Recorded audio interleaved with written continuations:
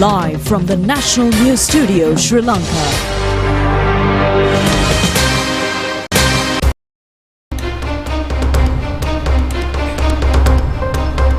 Hello there, good evening and welcome to the National News Broadcast. I'm Niket Karunaratne. And I'm Hishain Ali. Let's have a look at the headlines for tonight.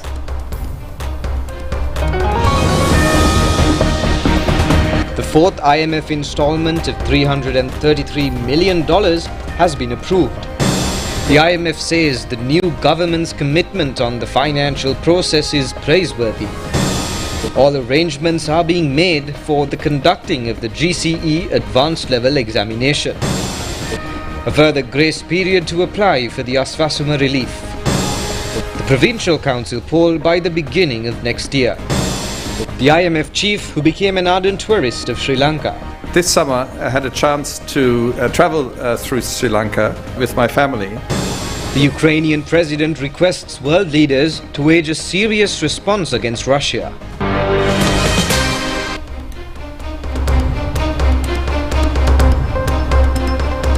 On to those and other stories in detail now. The International Monetary Fund reached a staff-level agreement with the Sri Lanka, paving the way for the next tranche. And this was announced at a press conference by the IMF delegation this morning in Colombo. The IMF delegation visited Sri Lanka for the third review of the extended fund facility on last Sunday.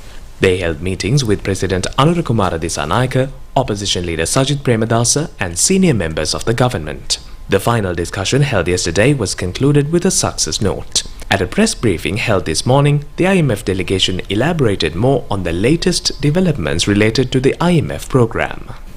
Now, with respect to the outcome of the discussions we have had with the authorities, I'm pleased to share with you that we have reached staff-level agreement with the Sri Lankan authorities on the third review under the 4-year extended fund facility supported program.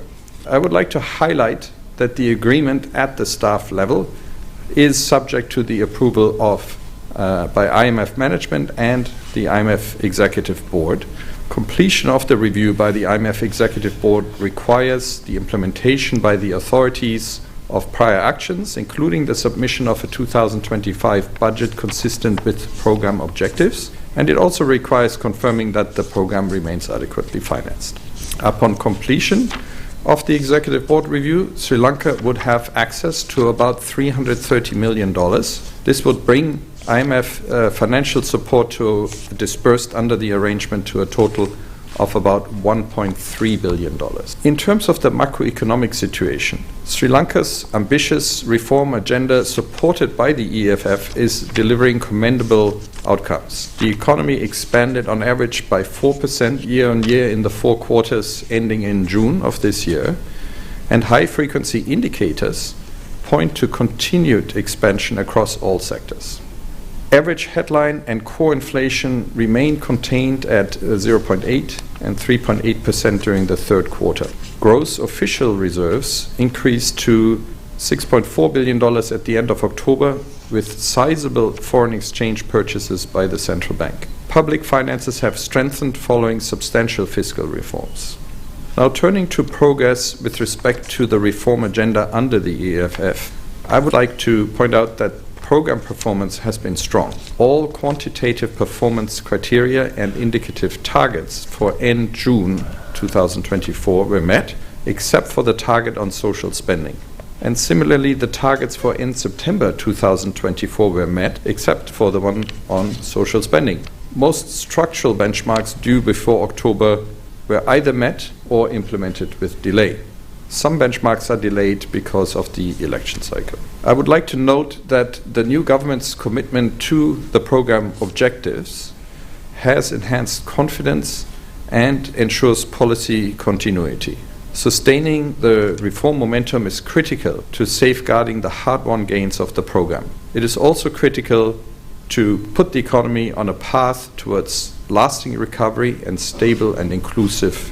Since the crisis has affected Sri Lanka's entire population, it will be important to ensure that the benefits from the economic growth are shared appropriately across the population.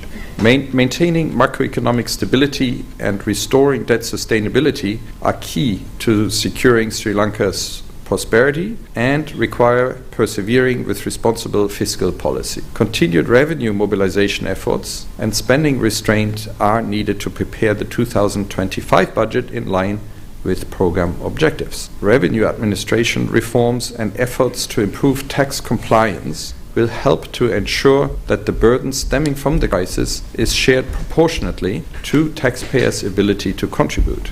Avoiding new tax exemptions will help reduce fiscal revenue leakages, corruption risks, and build much-needed fiscal buffers, including for social spending, and to support Sri Lanka's most vulnerable.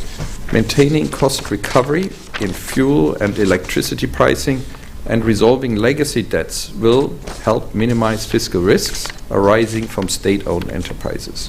Now, let me emphasize here that the government has an important responsibility to protect the poor and vulnerable at this difficult time. It is important to redouble efforts to meet the program's minimum spending target on social spending and to improve targeting, adequacy, and coverage of social safety nets, particularly Aswesuma. Regarding inflation, it has decelerated faster than expected. However, continued monitoring is warranted to ensure sustained price stability and to support macroeconomic stability. Against ongoing global uncertainty, it remains important to continue rebuilding external buffers through strong reserve accumulation. Regarding the debt restructuring process, Sri Lanka's recent agreement in principle with bondholders is an important milestone. It puts Sri Lanka's debt on a path towards sustainability. The critical next steps are to complete the commercial debt restructuring, finalize bilateral agreements with official creditors along the lines of the accord with the official creditor committee, and implement the terms of the other agreements. This will help restore Sri Lanka's debt sustainability. Finally, the new government's mandate will reinvigorate governance reforms addressing corruption risks, rebuilding economic confidence, and making growth more robust and inclusive. I would like to thank the authorities and all our counterparts for the excellent collaboration. And with this, let me hand it back to Martin.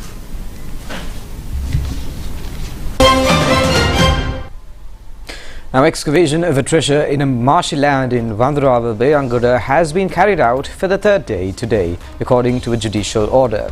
The Department of Archaeology says neither any archaeological artifacts nor any items of archaeological importance were found in the digging.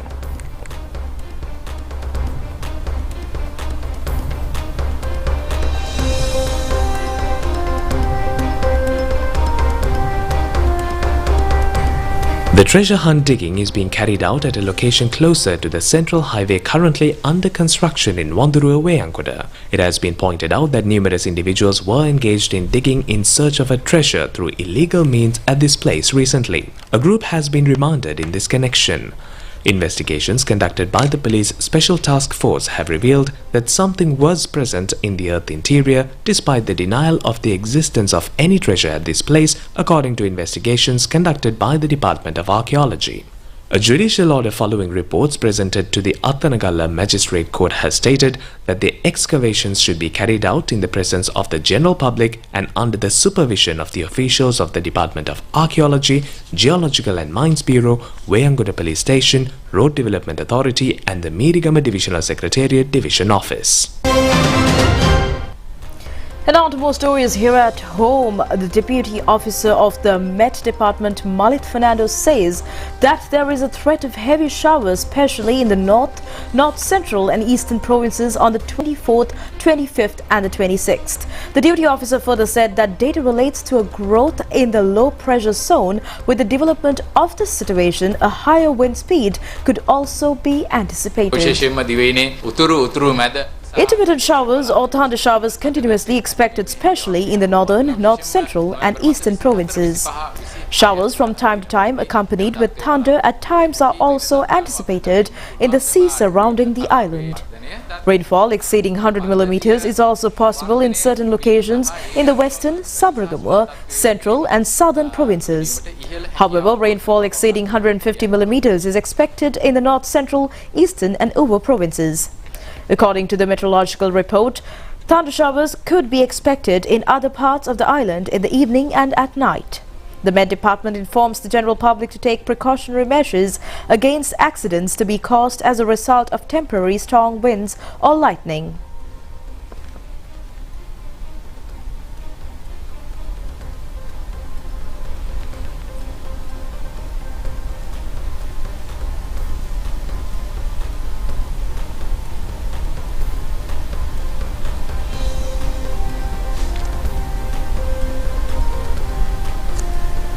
In the meantime, the sea areas from Colombo to Putlam and also up to Kankasanture via Mana as well as from Hambantota to Potuville via Trincomalee could turn rough from time to time.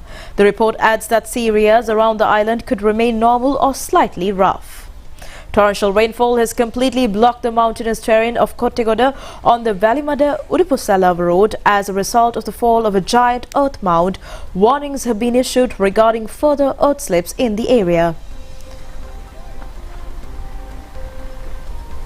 And our correspondent says many low-lying areas in the Vavuniya district may have been inundated due to heavy showers. The 2024 GCE Advanced Level Examination is scheduled to commence next Monday and will be conducted till the 20th of next month. Commissioner General of Examinations Amit Jayasundara says all arrangements are being made in this regard.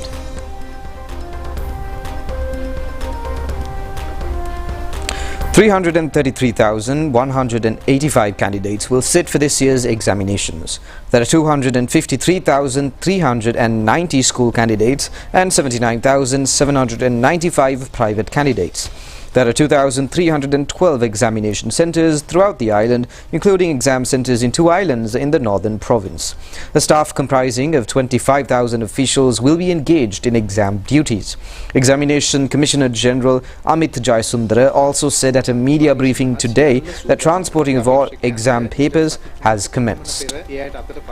Commissioner General of Examinations Amit Jayasundara said that all steps have been taken to commence the examination. Admission cards have been submitted to the students 3 weeks ago.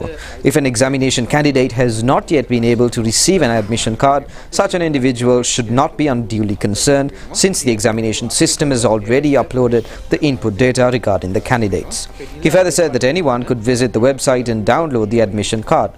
Commissioner General Jayasundara further said that those who need relevant admission cards could visit the official examination website www.donets.lk and click the GCE.A-level download admission file. The private candidates should also visit the same website and click the individual option and enter the national ID number or the phone number at the time of registration and download the necessary admission card. He has also stated that school candidates are unable to engage in this process privately. The school authorities in charge should look into this matter. Commissioner General of Examinations Amit Jayasundara also said that the student candidate should fill up the back of the admission card which bears the place where the signature of the qualified candidate to be certified. The Commissioner General has stressed that the examination candidates should bear in mind that the usage of mobile phones are strictly prohibited in the examination centres. In the meantime, Minister Vijay Hirat says preparations are underway to conduct the local government elections by the beginning of next year. He further says the discussions with other political parties regarding calling new nominations for the provincial council election would take place. The minister has expressed his opinions to the media after a public meeting in Akrana yesterday. Minister of Foreign Affairs, Foreign Employment and Tourism Vijay Hirat says that the Supreme Court has delivered a verdict pertaining to the conducting of the local government election at the earliest convenience. However, funds have not been allocated to conduct the poll this year, and the minister added that they are getting ready to hold the local government election in the beginning of next year. This is an election which has been delayed for more than 2 years. Minister Vijay Hirat further said they hold the view that it would have been more appropriate had there been a possibility to call fresh nominations after amending the Local Government Election Act and conducting talks with other parties in Parliament. The government is also probing whether it would be possible to go for an election after revising the Act in Parliament upon an inquiry of opinion. They are also in the process of ascertaining the views as to whether holding the poll without clashing with the Supreme Court order. However, exact day of the holding of election has not yet been finalized. There is a legal impediment in holding the Provincial Council poll.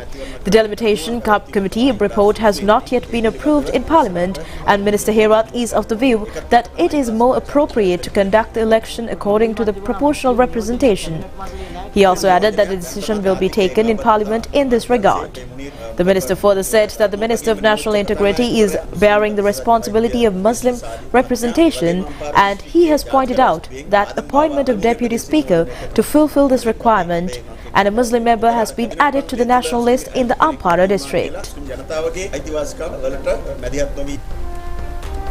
Venerable Madhovita Vajrabuddhithera has been presented the post of Chief Sanganayaka of the Hevagam Koralaya. Presentation of the Sannaspatra has taken place today. The event was conducted at the Mangala Uposathagaraya of the Kotte Raj Mahaviharaya in Sri Jayavardhanapura.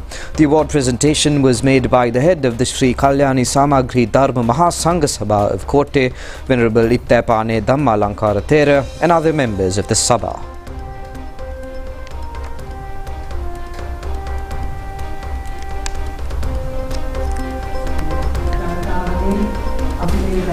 Prime Minister Dr. Harini Amarasuriya said that the people of this country gave a mandate to the present government seeking a transformation of the society.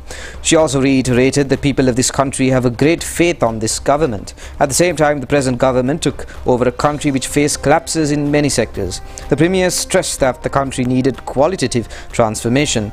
That transformation cannot be fulfilled without spiritual development in the society.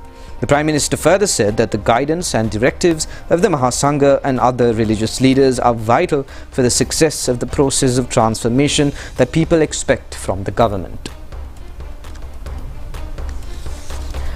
A further grace period has been accorded for the families and individuals who have not yet been able to apply for the Aswesuma beneficiary scheme, and accordingly they could submit their applications during the period from the 25th of this month to the 2nd of next month. The families who are unable to apply for the Aswesuma Relief Program should hand over their duly completed application forms to their respective Divisional Secretariat Division Officers. The application forms could be either obtained from the Divisional Secretariat Division Officers or downloaded from the website of the Welfare Beneficiary Board www.wbb.gov.lk. Meanwhile, the Welfare Beneficiary Board has accorded the facilities for the Aswesuma beneficiaries who are alleged to have been subjected to discriminations in the selection process to present their grievances. Accordingly, the types of grievances to be presented by the unsatisfied families or individuals have been classified when calling applications for the first time. Accordingly, the types of grievances to be presented by the unsatisfied families or individuals have been classified when calling applications for the first stage of the Aswesuma beneficiary scheme. Any person who found to be discriminated due to the selection process as well as at home visits to collect data at the time of calling applications is requested to hand over the duly filled application form to the relevant Divisional Secretariat Office. These groups of persons could submit their application forms from the 25th of this month to the 15th of next month. The relevant application forms could be received from the Divisional Secretariat Office or downloaded from the Welfare Beneficiary Board website. Opposition leader Sajid Premadasa says the nationalist MP positions of his party would be handed over in due course. He was replying to a query raised by a media person. A meeting between Sujiva Senasinghe and opposition leader Sajid Premadasa has taken place at the opposition leader's office today.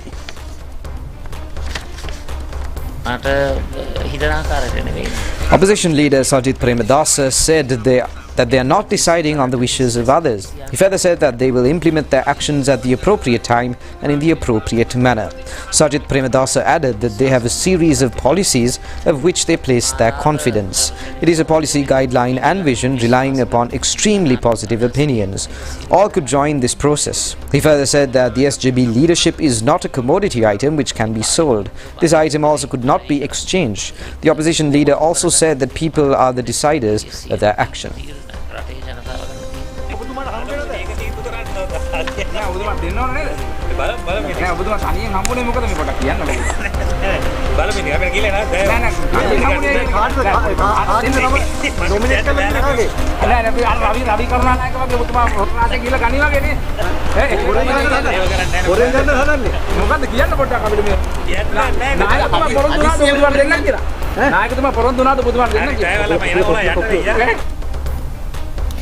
In the meantime, Central Committee of the Sri Lanka Freedom Party met yesterday at the party headquarters. President of the party, Nimal Siripala de Silva, has presided over the meeting, and the task of reorganizing the SLFP has been entrusted upon party secretary Duminda Dissanayake. President of the SLFP, Nimal Siripala de Silva, said that they are in discussion on choosing a candidate for the national list. He added that, however, they are aware there is an ongoing crisis to select the candidate, and Nimal Siripala de Silva also said that the national list MP position should be given to a member of the SLFP. SLFP General Secretary Duminda Dissanayake said that as the opposition, they are confronted with a lot of challenges. He also said that voice of the majority of the masses did not reflect in the election. A group of former parliamentarians of the New Democratic Front has met at the residence of the former parliamentarian Madhura Vithanage in Ambagaha Junction in Koswatha today. The former president was not present as he was overseas. Media personnel have questioned the former parliamentarians regarding the national list MP slots of the NDF. Former MP S.B. Dissanayake said that he knew that they will lose both the presidential and general elections. He added that the people in the country have chosen a different political ideology in both elections. Former MP Premanatsi Dolavatta said that they had no secret discussions within themselves and added that they discussed about the crisis regarding the national list itself. Dolavatta also said that they have proposed the name of Kanchana Wijesekara for the position since he is young and a practical politician.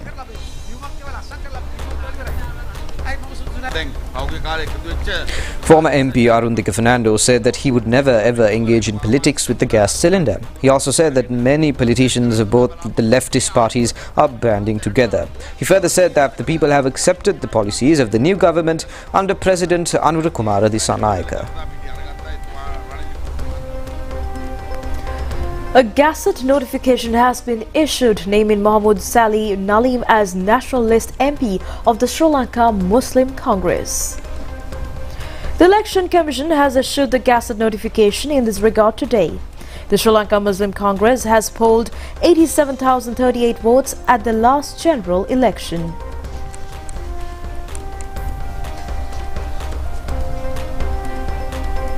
And in the meantime, Deputy Minister of Vocational Education Nalin Hebage requests the state officials to extend their support to the government, which has won the confidence of the people. He has made these remarks assuming duties in his new position yesterday. Deputy Minister Nalin Hebage has commenced his official duties at the office of the Deputy Minister in Nipnath Piazza in Narayanpeta. A group including Prime Minister Dr. Harini Amarasuriya was also present at the occasion. Deputy Minister of Education and Higher Education Dr. Madhura Seneviratne has also commenced duties at the Ministry of Higher Education yesterday. Prime Minister Dr. Harini Amarasuriya was also present at this event.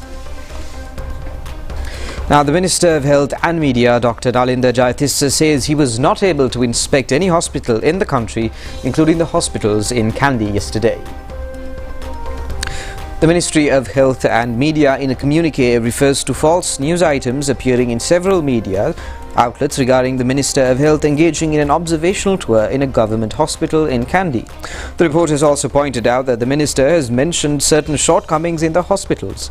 The communique adds that, however, the Minister had remained in the Health Ministry yesterday and was engaged in a discussion with 7 leading trade unions in the health sector. The arrival of foreign tourists to Sri Lanka has gone up at present. However, we at the national television are speaking now of a special tourist.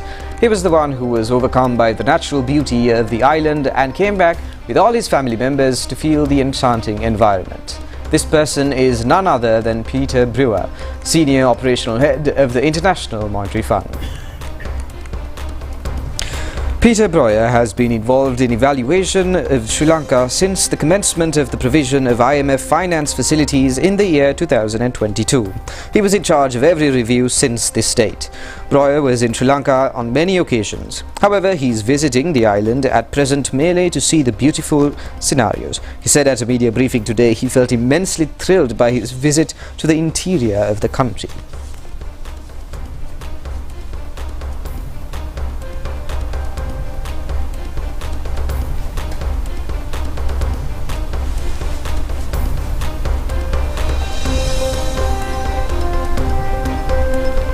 Today, I thought I'd start on a personal note. This summer, I had a chance to travel through Sri Lanka with my family and have now seen many different parts of the country. And what stood out to me was the remarkable resilience with which people tackle the daily challenges that they face every day. The enormous challenges of the country are reflected in their lives. And now to more local news items in brief. An attempt of the mastermind and another suspect of the 70 million rupee robbery in Minuwangoda to escape and flee to India has been thwarted. Reports say the robbers were planning to leave for Jaffna and to make their escape to India. Upon hearing of these reports, the police have gone to arrest the suspects, and CCTV camera footages have recorded how the suspects were leaving their residence. However, the police have arrested the vehicle along with a person who have assisted the fleeing of the suspects. A complaint has been submitted to the CID in Colombo today urging to take legal action expeditiously against parliamentarian Archana Ramanathan for making a statement arousing racism within a short period upon taking oaths. The complaint was lodged by a collective of social activists of civil organizations and single organizations. 2 youth have succumbed to their injuries in a motor accident on the Kuliapitiya-Hettipulla road around 1 a.m. today. The victims were brothers in a business family, and the vehicle in which the youth of age 25 and 27 were travelling fell into the Bujkam Oya as the driver was unable to control the speed. Local environmentalist Naika Ranbala says that measures are underway to curtail the pair of tusks of the Muthuraja elephant brought to Thailand from Sri Lanka. Tusker Muthuraja is among the 10 tuskers with the longest pair of tusks in the world. The International Diabetes Control Conference, which commenced in Colombo on the 21st of this month, has ended yesterday. The event was attended by 150 intellectuals from countries in the Southeast Asian and African region of the World Health Organization. Deputy Minister of Health Dr. Hansaka Vijayamuni was also present at the inaugural session. He said on this occasion that the present government will commit itself to fight against non-communicable diseases. A rehearsal on how to act in the instance of an emergency accident was demonstrated at the Polonnaruwa Teaching Hospital yesterday. The aim of the rehearsal was to minimize the loss of lives. And now we'll take a look at the weekly economic review.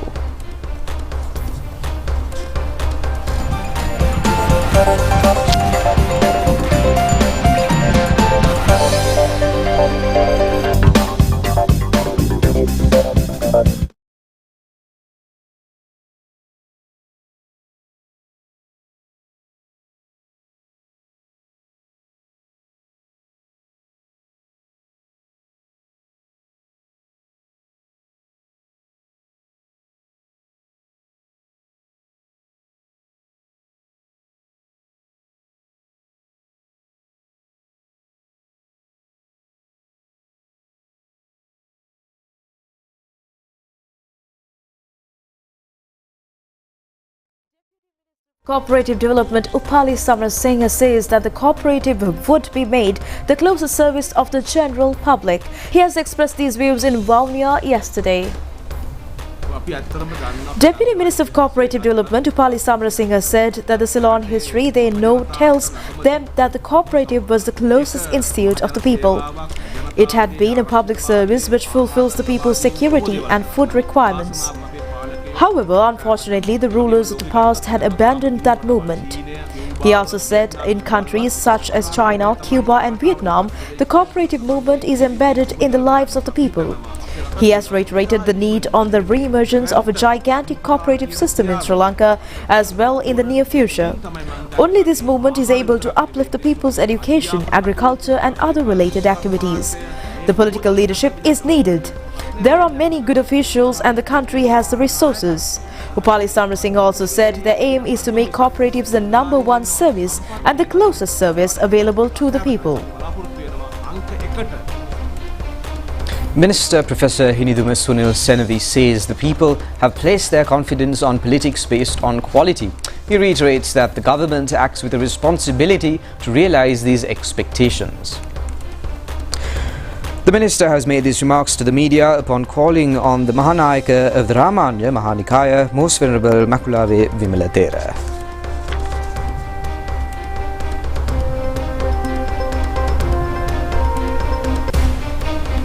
And that's all the news from home. Stay tuned for an update on the situation on Ukraine coming up right after this break.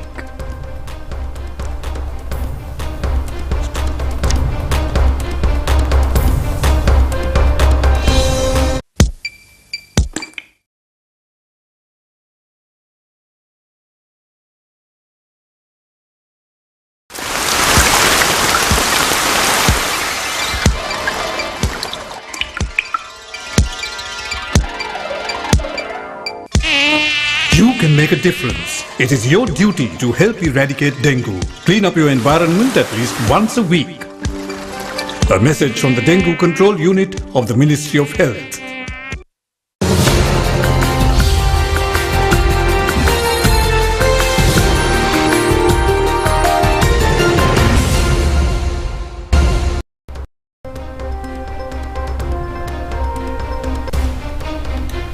Welcome back after the break and on to news away from home. President Vladimir Putin says Russia will keep testing its new Oreshnik hypersonic missile in combat and has a stock ready for use, while Ukraine said it was already at work to develop air systems to counter the weapon. Putin was speaking yesterday, a day after Russia fired the new intermediate-range weapon into Ukraine for the first time, a step he said was prompted by Ukraine's use of US ballistic missiles and British cruise missiles to hit Russia. Putin described the first use of Oreshnik as a successful test and said more would follow. Ukrainian President Volodymyr Zelensky said Kyiv was working with its Western partners to work out systems to counter new risks. The comments came hours after Ukraine's parliament cancelled its session, citing the risk of a Russian missile attack on the capital. The closing of parliament followed a decision by several foreign embassies to temporarily shut operations over the threat of a strike on Kyiv. Russia had not been obliged to warn the US, but did so anyway 30 minutes before the launch of the Oreshnik, or Hazel Tree missile, Kremlin spokesman Dmitry Peskov said. Prima Kutumi, Fantamai.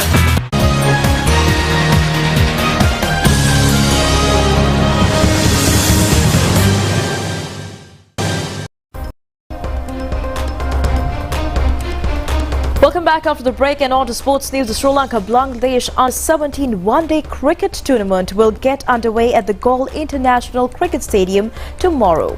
The players taking part in the tournament were engaged in warm-up sessions today. The Sri Lankan reserve name for the tournament is comprised of 15 players. The team is captained by Kitma Vidhanapathirana of Ananda College, Colombo. The deputy skipper is Senuja Vakunagoda of St. Joseph's College, Colombo.